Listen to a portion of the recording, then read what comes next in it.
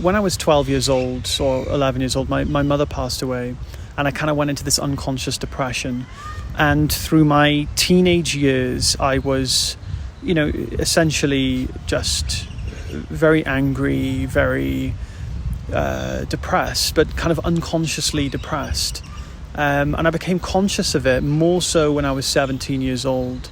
And this is where I was the class clown, the one who always wanted attention, the one with all the friends. And it was kind of like my friendship group turned against me one day. And it was kind of like basically just bullied me in a group chat. In our group chat, the one that I made with all of our friends. So for me, it was a massive trauma to my ego at that age. And then at 18, I went to university and went through a breakup.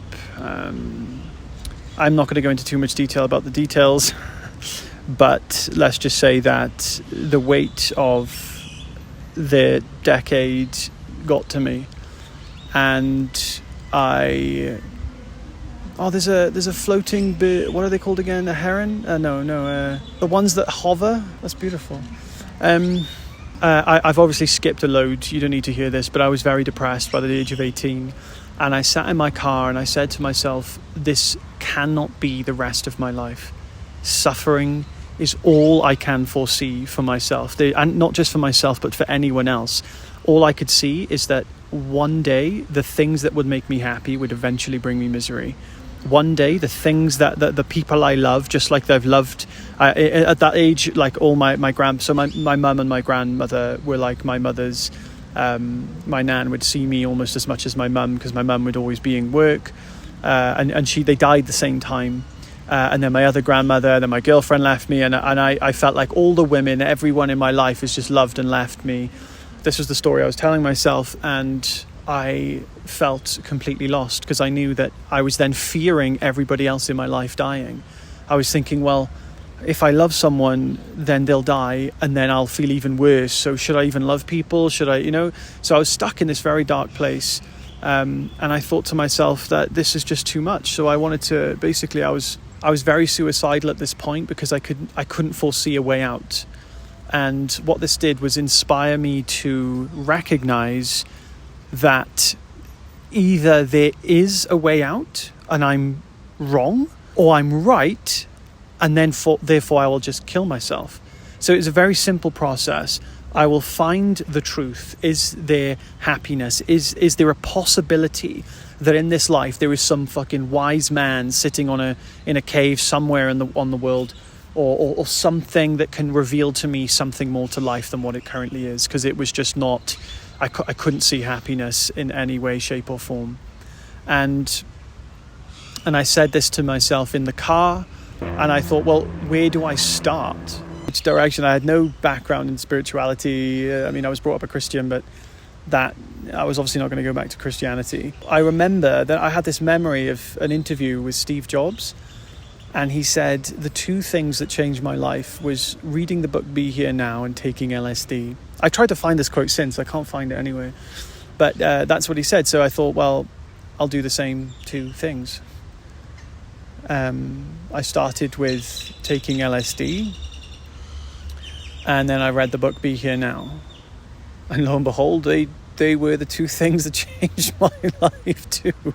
It's pretty hard for them not to change your life after you do those two in combination, in that order. So what happened then was that I awoken to a truth that I wasn't ready for, and I couldn't comprehend. My mind, my completely ignorant mind, couldn't comprehend anything that I had experienced in that experience when I took LSD, and in fact it was traumatizing. And so this traumatizing experience left me extremely anxious, fearful and depressed.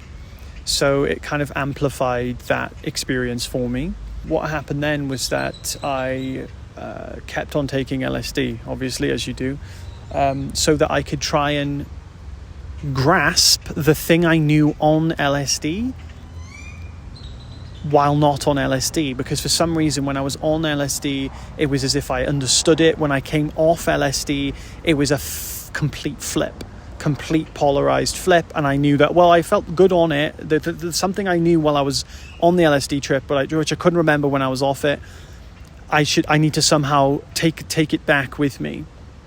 So I kept exploring LSD, and while I was not on LSD, I kept on being even more depressed. So I ended up becoming suicidal, even more suicidal, and almost died then of a drug overdose in my old house. Then there was one particular time where I took LSD, and this time I've left a video on. You can check it out. It's titled something like My Awakening Story, and I explain exactly what happened, so I won't go into it here. It's way too long. But I realized the ultimate suffering and the ultimate forgiveness and the ultimate way to heal all experience and all trauma. And this is something that a lot of people have kind of experienced through various ways, psychedelics and things like that. And what I found was that you can be unconditionally happy. This is the main thing that I'm sharing with this video. You can be unconditionally happy. So after I had this experience, it was a very traumatizing part of the experience, which I had to also integrate. I spent about 8 months trying to staying in my room with psychosis, thinking everything was going to kill me. And then eventually one day left the house, started to become more functional. And then I was ready to go on my adventure, basically to travel to try and find a teacher who could help me integrate the understanding that I'd had after I'd healed, or at least partly healed, the trauma of the other half of that experience. When I was going through this process, I met my teacher, who kind of distilled everything to me that I had experienced on the experience. And then that, in combination with my own explorations and my own understanding, essentially the whole premise of it all is that we live in one unified field of being. And being is formless, dimensionless awareness, essentially. We can access being in our experience by seeing first that we are aware. And this awareness is essentially the baseline substratum of reality, all realities. Or it's the substratum of existence itself, essentially God. And we can essentially live, I'm saying essentially a lot, we can essentially live unconditionally happy. This was the thing that I sat in my car and wondered, is it possible? I'm here to tell you, absolutely yes it is. I didn't find an old man in a cave, although I did scour around India and Japan and various other places to try and find a teacher. To no avail. Ended up finding a man who lived... There's so many helicopters all the time in this city. And what I was experiencing on these LSD trips was that we are essentially one whole unified field, just like I mentioned. And this unified field is not separate from itself.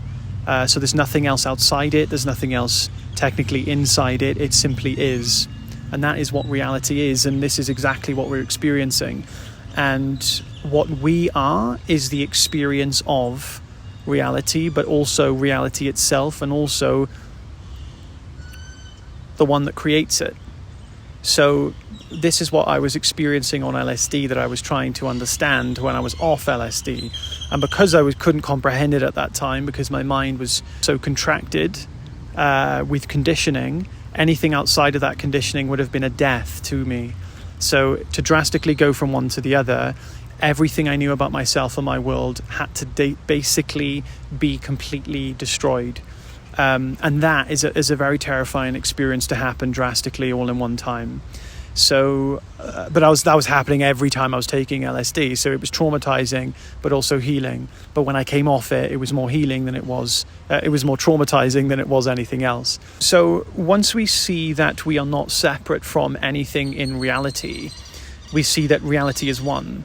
Now, don't let the mind interpret this in a negative way. When I first heard this idea, I completely rejected it, because it made me think that I was going to die, or that I didn't exist, or that there wasn't other people and everything is just me recurring.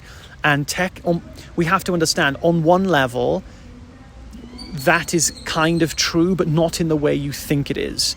It's basically, we all share the same consciousness. And once we see that we share the same consciousness, we realize that we are completely one with everyone. There's no resistance. And what basically happens is the separate self, the one that believes this separate from reality, is the experience of resistance. It is resistance itself. And resistance is what creates suffering. So in the lack of resistance to experience, that is exactly what the definition of happiness is. Happiness is the lack of resistance to experience. So in every moment of happiness that we've ever had, what is innate in the experience is not an actual object or a feeling. It's simply the lack of resistance. And depending on the path it took for us to get to that lack of resistance will depend on the feeling we get as an expression. But the expression, namely the feeling of happiness, is not what the happiness is. Happiness is the lack of resistance. If the feeling of happiness was happiness, it would be impossible, because then we'd have to say, well, I am happy because of the feeling, but the feeling is there because you're happy. And you're happy because there's no resistance, which is why there is a feeling of happiness. So we should not have a condition on anything that happiness seems to be. Happiness is simply unconditional. It has no condition. Therefore, it's not tied to a feeling, an emotion, a state of mind. It is actually the cessation of emotions and states of mind. And we experience this. It is the natural condition of the human being. So the human being is naturally in that state, which isn't a state, right? It's like saying the sky is in a state of clarity. Well, the sky is that naturally. It's not in a state of clarity. It's just naturally that way. Likewise, the sun is in a state of heat. It's not in a state of heat. If there was no heat to the sun, it wouldn't be a sun. The sun is naturally hot. So in the same way, we are naturally happy. We are naturally unresisting. And the only thing that resists is the separate self. Basically, if we don't know what we are, we will believe that we are limited to the body and the mind, therefore share the limitations of the body and the mind. So what we have to see is firstly that we are awareness, pure awareness, and that this awareness is actually the substratum of reality, which means that it is infinite. Now, that is not an easy feat to cover in one video, nor is it an easy feat to cover in a couple of weeks or months. But it is absolutely the highest pinnacle of a human being, is to transcend the human experience. And transcending the human experience means seeing that which is not fundamentally human, namely pure infinite awareness. Awareness is not limited to a human experience, meaning it is transcendent of a human experience. Not only a human experience, it's transcendent of experience, period. It is that which is transcendent. This is where all the ancients are speaking of. This is what all the mystics are talking about. To understand the nature and the essence of what we are, and to see if it is limited. Once we see it's not limited, we find unconditional happiness, which means freedom from the fear of death, total ease, understanding, peace, and fulfillment recurring. So let this video be a testament to helping you see that there is a way to unconditional happiness. And the best thing to see is that even if I'm wrong, even if you're listening to me, this guy's talking a load of nonsense, it doesn't make a difference, because even if I'm wrong, the way that we are living without this understanding is worse than living in the way that we would live with it. You see? So it makes no sense to not try to understand it, to not try to be open to it, because the alternative is basically eternal condemnment. That is what life is without understanding our true nature: consistent, perpetual suffering. That is basically what the world is, unless we understand our true nature. Happiness here, suffering there. Happiness here, suffering there. Then we get to a point where the suffering becomes too much, and then it's more suffering than anything else. Then we have a choice: take this understanding, or we continue to suffer. It really is that black and white. So I hope this video inspires you to open up to a new possibility, and to help you understand that there is unconditional happiness. And if there's someone watching this who was similar to me in that situation, or even anywhere down the line, just know that I have a free community. The link is in the description. I take people through meditations and whatever every single week to help you understand unconditional happiness, so that you can finally end this suffering cycle. It's not very pleasant. It's not very fun. I say that very lightly. So if you enjoyed, I'd love to see you guys soon. So yeah, have a beautiful day, guys. Take care. Bye.